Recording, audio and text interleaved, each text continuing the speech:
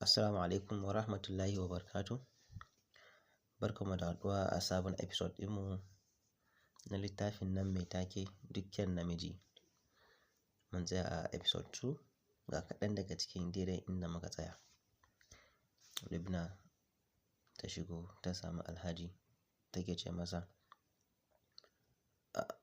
I will be resuming school tomorrow.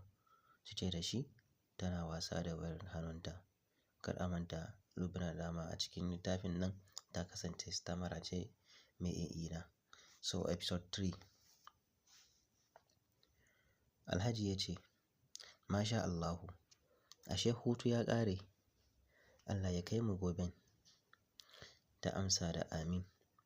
Sai da za ta wuce ya ce, Auta, ki tabbata kin ɗebi kayan abinci a store sosai. Ba na son ramankin nan. Ta yi murmushi tare da masa godiya. Minti 5 da shigowar ta ɗaki ta ji alert ya shigo wayarta. Ta duba ta ga saƙon Alhaji ne. Ta yi murmushi tare da ƙarasawa wajen mama da ke zaune a kan sallaya tana karatun Alkur'ani. Lubna ta ce, Mama, Alhaji ya turo min da kuɗin allowance ɗina. Dan Allah ki taya ni mishi godiya. Mama ta ce to, Allah ya sa a kashe su lafiya. Lubna ta amsa da amin. Washe gari the next day kenan. Tun tana wanka ta ji mama tana gaya wa Ali akan ya sanar da Ladidi ta haɗa wa Lubna kayan abinci. Ta ce a haɗa mata har da dankali da aka kawo jiya. Amma har Lubna ta gama shiryawa ta fito falo wajen da jakunkuna suke. Ba ta ga an ajiye mata komai ba. Girgiza kai ta yi. Ta wuce ciki. Ta ce ma mama, zan wuce. 5,000 mama ta ba ta sannan ta ce, Ladidi ta haɗa miki kayan? Lubna ta ce, I think so. You think so kuma? Je ki confirming. Kila Ali bai faɗi saƙon ba. Mama ki bar shi kawai. In ji Lubna saboda tana da ina. Ba zan bari ba. Ba zan bari ba. Na san halinki sarai. Just go and confirm. Ta fita daga ɗakin. A falo ta samu yawancin yaran na kallo. Can gefe kuwa Nafisa ce ta yi lamo jikin kujera tana karatu a wayarta. Store ta wuce bayan ta duba kitchen ba ta ga komai ba. A datse ta samu ƙofar da kwaɗo. Ta girgiza kai don ta san aikin kowaye. Ta juya za ta koma sai ta ci karo da Ladidi. Lubna ta yi tsaki ta ce whatever. Ta faɗi tana ƙarasawa ciki. Ƙarya ta yi wa mama akan an haɗa mata kaya. Da yake maman na faman duba wasu takardu ba ta nemi ta zo ta gani da kanta ba. So maman she was busy tana dudduba wasu takardu ba ta damu ta zo ta ga an haɗa kayan ma Lubna ko kuma ba a haɗa ba. Ɗakin anti ta fara zuwa ta mata sallama. Anti ta ba ta 1,000 wai a siyi kati. Lubna ta mata godiya ta fito. Kamar har za ta wuce. Hakanan amma ta san halin mama matuƙar ta tafi ba ta yi wa Hajiya sallama ba za ta sha faɗa sosai. Ta wuce ɗakin Hajiya ba tare da wata fargaba ba. Da sallama ta shigo amma ba ta amsa ba. Lubna ta san Hajiya ta ji ta sarai ƙin amsawa kawai ta yi. ta ɗan ɗaga labule ta ce, Hajiya, na tafi school. Hajiya na kallon wani fim ɗin Hausa amma ta ji sallamarta. Ta ci gaba da kallon da take ba tare da ta amsa ba. Lubna kuwa ba ta jira wani amsa ta ba ta wuce saboda ta san ba wani amsar da za ta samu. Yawan kaya ne ma ya sa ta kira Kabiru direba da ya kai ta sai dai baba mai gadi ya ce mata Hajiya ta aike shi ɗazu. Lubna ta yi murmushi don ta san dalilin aikan direba da Hajiya ta yi. Yaran suka fito mata da kayanta waje. Idan ba a manta ba, Lubna bayan ta fito daga ta gama shirye-shiryenta ta fito ta wuce, ta ga wasu yara suna falo suna kallo tare da su a gefe can akwai Nafisa ko take lamo take ta latsa wayanta tana karatunta idan ba a manta ba. So waɗannan yaran ne suka fito wa Lubna da kayanta. Ali ya ce zai karɓo key in motar mama a kai ta. Ta ce ya bar shi kawai. Yaran suka samo mata keke. Ya zo ya ɗauke ta a ƙofar gidansu sai makaranta. Yau da daddare Hudu ya zo yi wa Nafisa sallama wato bankwana ko. Dama a episode 1 ya ce zai zo su yi sallama idan ya tashi tafiya. Kar a manta zai an yi posting ɗin shi NYSC a Port Harcourt. As usual sai ta ɓata masa lokaci kusan minti 40 da zuwansa kafin ta fito.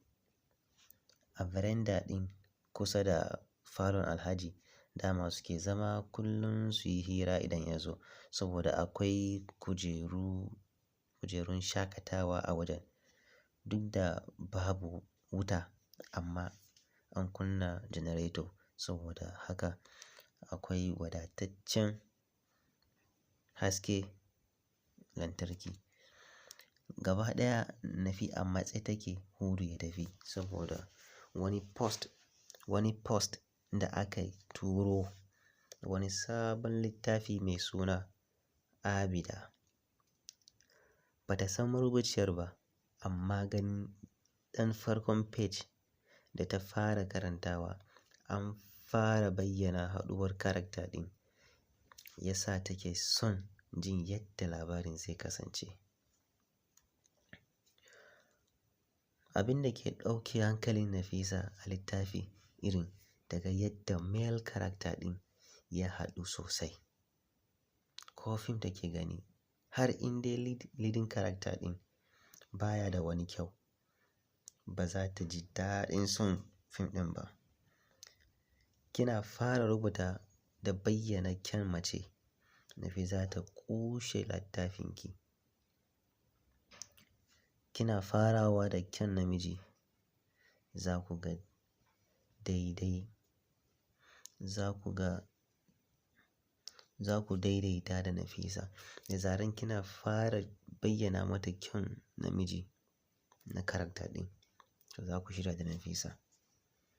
Ko ƙarfe 2 dare ne za ki ɗauka posting Nafisa za ta tsaya ba za ta yi bacci ba har sai ta karanta wannan posting ɗin da za ki sake ƙarfe 2:30 na dare. In ba dan wayarta ya samu mutuwa ba ta sa a caji da ba yadda za a yi ta fito waje babu waya a hannunta. Surutun Hudu duk bai dame ta ba baya gabanta. Kwata-kwata Hudu bai taɓa burge ta ba. Ba shi da abubuwa 3 da take so a wajen namiji. Abu na farko, kyan sura, suna mai daɗi da kuma uwa uba iya wanka. Ta sani Hudu ba ƙazami ba ne. In fact tana mamakin yadda ya fi saka fararen kaya kuma kullum za ku gansu ƙal-ƙal. Gashi ya iya guga. Hudu ba shi da kyan sura a ganin Nafi. Baƙi ne sosai gashi guntu. Ko a wasa Nafi ba ta son guntun namiji. Duk da a zahiri Hudu da kaɗan ya ɗara mata a tsayi amma hakan bai mata ba. Dan ita kullum gani take kamar tsayinsu ɗaya ko kuma mata ma fi shi tsayi. The worst thing gashi da sunan gargajiya kamar yadda Nafi ke cewa Hudu, Hudu, Hudu. Haka Nafi ta yi ta maimaitawa ranar da ya fara zuwa ya faɗa mata sunan shi. Har gara ma Abba da ake kiransa a gida saboda sunan kakan shi gare shi. Hudu kai tsaye tsarin musulunci ya bi wajen neman ta. Idan ba haka ba, ba abin da zai sa ta kula shi. Ba abin da zai sa ta kula shi. Har tana ba shi lokacinta. Zuwa ya yi shi da wani kawunsa akan ya ga Nafisa yana son a ba shi dama ya fara hira da ita. Alhaji ya ji daɗin hakan da ya yi. A take a wajen ya ba shi daman zuwa. Wato a take a wajen Alhaji ya ba shi daman zuwa yana samun Nafisa suna hira. Shi ya sa a wajen Alhaji Hudu ne official boyfriend ɗinta. Dan duk sauran samarin bayan fage suke bi. Abin da ke ƙara ɓata wa Nafisa rai game da Hudu bai fi yadda ya mallaki sunan mutanen da ba. Sunan mutanen da shi a wajen Nafisa kenan. Na san wasu matan suna son mai suna Hudu. Nafi ko ba ka da kyau in dai kana da sunan gayu ko na ce sunan zamani za ta juri mu'amala da kai. Amma masu sunan Hudu la la la. Iya watannin da suka yi tare da shi Hudun ba ta taɓa kiransa da sunansa ba. Sai dai ta ce masa Abba ko kuma Ustaz. Ita fa Nafi daga suna tana iya condemning ɗin mutum. Saurayinta na farko sunan shi Aslam. Wani senior ɗinsu ne a secondary school. Tana ji da shi a lokacin kamar ranta. Duk da lokacin tana da ƙaramcin shekaru. Don kwata-kwata a JSS 2 take lokacin amma tana son shi ne kawai don sunansa Aslam. Saurayin Nafi da ta taɓa yi mai sunan gargajiya har suka ɗan jima da shi shine Ishaq. Shi ma ɗin har suka rabu Haq take kiransa da shi. Idan ta ji an kira shi da suna Isyaku ko Ishaku kamar ta yi sa hannunta a kai ta yi ihu saboda tsabagen tashin hankali da irin haushin da take ji. Kuɗi a wajen Nafi shine zai zo na huɗu a criteria ɗinta wajen zaɓin namiji. Maimakon yawancin 'yan mata da ke sa shi a farkon list ɗinsu. Yawancin 'yan mata suna son kuɗi ne farko a cikin criteria ɗinsu da za su bi na zaɓin namiji. Amma ita Nafisa kuɗi shine na huɗu. Nafi kan na Hudu zai zo yayin da kyau zai zo na farko. Ita kyau take fara bi. Abu ɗaya Hudu ke da shi da ta kasa rabuwa da shi shine kyauta, yawan kyauta.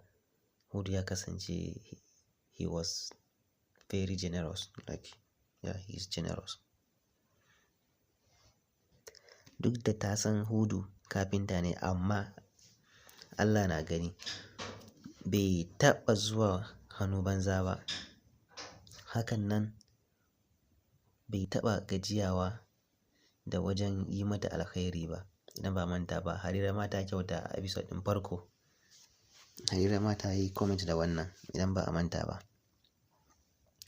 Yana kashe mata kuɗi sosai har ya fi sauran samarin da suke da kuɗin ma kashe mata kuɗi. Ita tun da take da samari babu mai yi mata kyauta kamar Hudu. Har mamakin shi take ji. Sanin shi kafintan da ta yi, ta san shi kafinta ne amma irin kashe mata kuɗin da take yi yana ba ta mamaki. Sai saurayi ya yi kwana 3 yana zuwa bai taɓa kawo ko tsinke ba amma Hudu baya zuwa haka. Kai ko ba shi da kuɗi haka zai zo da kayan kwalama. Laifin daɗi ƙarewa. Anan muka kawo ƙarshen episode 3 ɗinmu na dukkan namiji. Kar a manta a ci gaba da danna muna subscribe da kuma alamar ƙararrawa. Assalamu alaikum wa rahmatullahi ta'ala wa barakatuh.